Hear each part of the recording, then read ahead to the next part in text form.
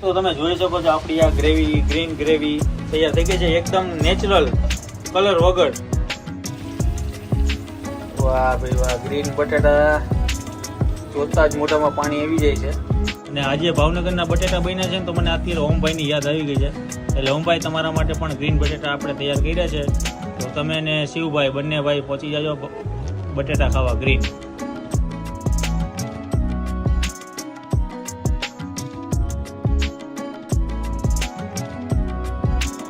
Hello મિત્રો, જય માતાજી, જય મોગલ, જય શ્રી કૃષ્ણ, જય દ્વારકાધીશ. આજે બનાવવા જઈ રહ્યા છે ભાવનગરના પ્રખ્યાત એવા ગ્રીન બટેટા.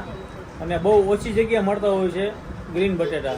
અને ભાવનગરના તો અતિ પ્રિય છે, નાની નાની બટેટી હોય છે, એના આપણે બનાવવાના છે. લાલ બટેટા તો તમે જોયા છે, પણ ગ્રીન બટેટા લોકો ખૂબ ખાવાનું પસંદ કરે છે ભાવનગરમાં. તો કદાચ કોઈ આપણા જે ગુજરાતના આજુબાજુના વિસ્તારના લોકો જેમ કે મોરબી છે, રાજકોટ છે, સુરત છે, બરોડા છે, અમદાવાદ છે, ત્યાં ક્યાંય મળતા નથી. પણ ઘરે આપણે બનાવવો હોય તો કઈ રીતના બને છે એની રેસીપી આપણે આજે પૂરેપૂરી તમામ માહિતી આજે આપણે આપવાના છીએ. તો એના માટે કઈ કઈ વસ્તુઓ જોશે, પહેલાં તો આપણે બટેટા બાફી લેવાના છે. નાની બટેટી બાફી લેવાની છે કુકરની અંદર. પહેલાં તો ધાણાભાજી, લીલી મરચી, ફુદીનો, આદુ, લસણ, લીંબુ, આટલી વસ્તુની જરૂર પડશે. તો કઈ રીતના બને છે તમને હું બતાવું, ચાલો જોઈએ. જય માતાજી, જય મોગલ. તમે જોઈ શકો છો કે નાની નાની બટેટી આપણી જે ભાવનગરની પ્રખ્યાત છે. બહુ આપણે તો અહીંયા ઓછી મળે છે, પણ ભાવનગરમાં તો ભાઈ એને ઢગલા બંધ જે યાર્ડમાં મળતી હોય છે નાની નાની બટેટી, ત્યાં લોકો એને આખી બટેટી જ ખાવાનું પસંદ કરે છે. તો હવે આપણે બટેટીની છાલ જે કહેવાય છાલ સુધારી લીધી છે. તો હવે આની પ્રોસેસ કરીએ અને તમને બતાવીએ. આપણે જે આની અંદર જે એડ કરવાનું છે, પહેલાં તો ફુદીનો છે, લીલા મરચાં છે, તીખા જે મરચી કહેવાય, આદુ છે, અને આપણા શિમલા મરચાં છે, લીંબુનો રસ છે, લસણની પેસ્ટ કરી નાખી છે આપણે ઝીણી, અને આ છે કોથમીર. તો આપણે મિક્સરના મદદથી આપણે આનું એક રસ કરી નાખશું. તો અત્યારે આપણે જે ફુદીનો પાણીની અંદર પલાળી દીધો છે, અને હવે આપણે આની અંદર એડ કરશું. ફુદીનો એડ કરી નાખ્યો છે. આપણે જે કહેવાય ને ગ્રેવી બનાવવાની છે ગ્રીન. અને હવે આપણે લીલી મરચી અને આદુ એ આપણે એડ કરી નાખ્યું છે. પછી આપણે શિમલા મરચાંનું કટિંગ છે એ પણ એડ કરી નાખીએ. પછી થોડીક નાખીએ કોથમીર, એ પણ આની અંદર આપણે એડ કરી નાખીએ. પછી નાખશું આપણે લીંબુનો રસ. લીંબુનો રસ હવે આપણે એડ કરીએ. અને લાસ્ટમાં નાખીએ આપણે લસણની પેસ્ટ.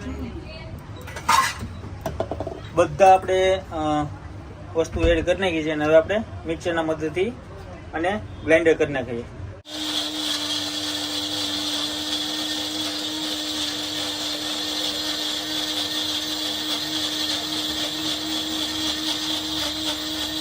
મિત્રો આપણી ચટણી બની ગઈ છે. તમે જુઓ આ ગ્રીન ચટણી કઈ રીતના તૈયાર થાય છે. આપણે ચટણી બનાવી નાખી છે. જુઓ આ છે ગ્રીન ચટણી. અને હવે આની અંદર શું કરવાનું છે ખબર છે? આ બટેટા આપણે એક બે લઈ લેવાના છે. પછી વરી પાછું આની અંદર આપણે બટેટા એડ કરીને વરી આપણું મિક્સિંગ કરવાનું છે. તો જોતા રહ્યો. તો આ જો બટેટો આપણે બે બટેટા લઈ લીધા છે. બે બટેટાની અંદર એડ કરી નાખ્યું છે. ચટણી આટલી ગ્રેવી થઈ જાય પછી આની ઉપરથી બટેટું નાખી દીધું છે. હવે મીઠું પણ એડ કરી નાખ્યું છે, અને વરી પાછું આપણે મિક્સિંગ કરીએ.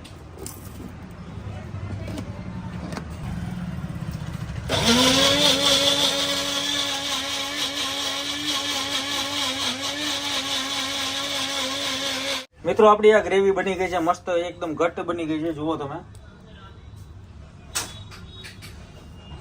હવે આની અંદર તમે પાણી પણ થોડુંક એડ કરી શકો છો. તમને એવું લાગે કે ઘાટી વધારે બની ગઈ છે તો પાણીનો ઉપયોગ કરી શકો છો. તમે ટેસ્ટ પણ કરી શકો છો કે ખાટી મીઠી કેમ છે, બરાબર છે કે નહીં. તો તમે જોઈ શકો છો આપણી આ ગ્રેવી ગ્રીન ગ્રેવી તૈયાર થઈ ગઈ છે એકદમ નેચરલ કલર વગર. તો હવે આપણે જે કહેવાય બટેટાની પ્રોસેસ કરીએ, કઈ રીતનો વઘાર કરીએ છીએ આપણે જોતા રહ્યો. છે ને મારા મિત્રની કોમેન્ટ હતી કે રાજભાઈ ઘણા બધા તીખા બટેટા તમે બતાવ્યા બધી જગ્યાએ, પણ તમે જે ભાવનગરની જે ટ્રેડિશનલ ફૂડ છે લીલા ગ્રીન બટેટા, તો એની રેસીપી મને બતાવો. કારણ કે આપણા મોરબીની અંદર ક્યાંય ગ્રીન બટેટા મળતા નથી ને ખાવાની બહુ ઈચ્છા થઈ છે. તો આજે ખાસ એમની ફરમાઈશથી આપણે આજે ગ્રીન બટેટા બનાવવાનો પ્રયત્ન કર્યો છે અને તમે પણ બનાવી નાખજો. ખરેખર મોજ આવી એવા બટેટા બની ગયા છે ને નાની બટેટી બજારમાંથી તમે લેજો, મળી જશે. પણ જે કહેવાય ને ભાવનગરનો ટેસ્ટ એટલે ભાવનગરનો સસ્તામાં સસ્તું જેટલું ફૂડ કહેવાય ને તો ભાવનગરને આપણે વન ઓફ ધ બેસ્ટ રાખીએ છીએ.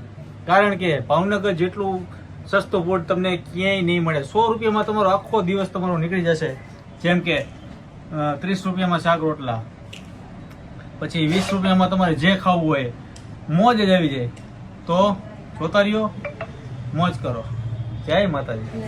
મિત્રો કઢાઈ લઈ લીધી છે. કઢાઈ અંદર આપણે જે પેલા કહેવાય જીરું નાખી દીધું છે અને હવે ઉપરથી આવી ગઈ છે હિંગ. અને હવે આપણે એડ કરશું બટેટા. આપણે જે ફોલેલા બાફેલા બટેટા છે એની છાલ આપણે કાઢી લીધી છે ને પેલા તો આને ફ્રાય કરી લઈ પેલા. અને ઉપર આપણે જે જોઈ તમે કે ગ્રીન ચટણી એ આપણે આની અંદર એડ કરશું.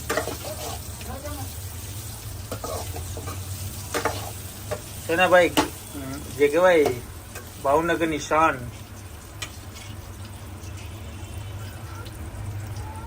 હવે મિત્રો આપણે જે ગ્રેવી કરી હતી એ આપણે એડ કરીએ. વાહ ભાઈ વાહ, ગ્રીન બટાટા જોતા જ મોઢામાં પાણી આવી જાય છે. અને તમે પણ ઘરે આવી રીતના બનાવી નાખજો અને ભૂંગળા સાથે પણ એન્જોય કરી શકો છો. એમને તમારે ખાવો હોય તો પણ તમે ખાઈ શકો છો. તો મિત્રો આપણી આ જે કહેવાય ગ્રીન બટેટા ખાવાની પ્રોસેસ થઈ ગઈ છે. તમે જુઓ છો કઈ રીતના આપણે બનાવ્યા છે. અને તમે પણ આવી રીતના બનાવીને ઘરે ટેસ્ટ માણજો. અને આ બટેટા છે ને ભાઈ ખરેખર એમને લુખા ખાવાની પણ મજા આવશે. તીખા તમતમતા મરચા વગર જે મરચી છે ને એનું આ કરંટ બીજો 2 નંબર છે. એકદમ જોરદાર મજા આવશે. હવે આપણે એનું ટેસ્ટિંગ કરીએ શણગાર બંગાર કરીને. તો તમે જોતા રહ્યો અને ઘરે પણ તમે આવી રીતે બનાવીને ટ્રાય કરજો ભાઈ, ખરેખર મોજ આવશે. શણગાર કરીને આપણા ગ્રીન બટેટા તૈયાર થઈ ગયા છે. જુઓ તમે એકદમ નેચરલ, કોઈ પણ આપણે આની અંદર કલર બલર એડ કર્યો નથી. પણ આવી રીતે તમે બનાવજો અને ખરેખર ભાવનગરની મોજ માણજો. ઘરે બેઠા બેઠા ભાવનગર ગ્રીન બટેટા તમે ખાઈ શકો છો. અને આજે ભાવનગરના બટેટા બન્યા છે ને તો મને અત્યારે ઓમભાઈની યાદ આવી ગઈ છે. એટલે ઓમભાઈ તમારા માટે પણ ગ્રીન બટેટા આપણે તૈયાર કર્યા છે. તો તમે ને શિવભાઈ બંને ભાઈ પહોંચી જાજો બટેટા ખાવા ગ્રીન. તો હવે ટેસ્ટિંગ કરીએ અને મોજ કરીએ. મિત્રો આ છે ને ગ્રીન બટેટા જુઓ આપણે. અને ગ્રીન બટેટા જ્યારે આપણે બનાવીએ ને ત્યારે આપણને ભાવનગરની યાદ આવી જાય અને સાથે આપણા ઓમભાઈની પણ યાદ આવી જાય. કારણ કે જ્યારે કંઈ છોકરાઓને નાના છોકરાઓને ખવડાવવો હોય ત્યારે તત્પર હાજરમાં હોય છે ઓમભાઈ અને શિવભાઈ. અને બધાની ફરમાઈશો પૂરી કરે છે. એટલે ભાવનગરમાં જાઓ ત્યારે ઓમભાઈને તો ફરજિયાત યાદ કરજો. અને અત્યારે આપણે આ છે ગ્રીન બટેટા. અને અમારા મિત્રોની પણ ફરમાઈશ હતી કે રાજભાઈ તમે ગ્રીન બટેટા મોરબીમાં નથી મળતા તો તમે એકવાર બનાવીને અમે ટ્રાય કરો, જેથી કરીને અમે ઘરે પણ બનાવીને એન્જોય કરીએ.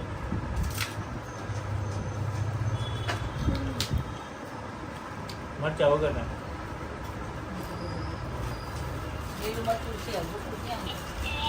લાલ મરચું નથી એમાં, લીલું મરચું એટલે તીખું તો લાગશે.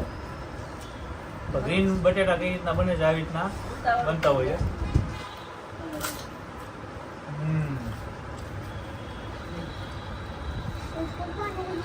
ખરેખર મિત્રો મોજ આવી ગયા છે. આ રેસીપી તમે ઘરે પણ બનાવી નાખજો, તમારા મિત્રો સાથે પણ શેર કરજો. આ વિડીયો તમને સારો લાગ્યો તો વિડીયો લાઈક શેર ફોલો કરતા રહ્યો.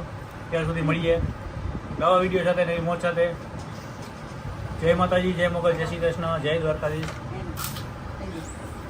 Tata, bye bye.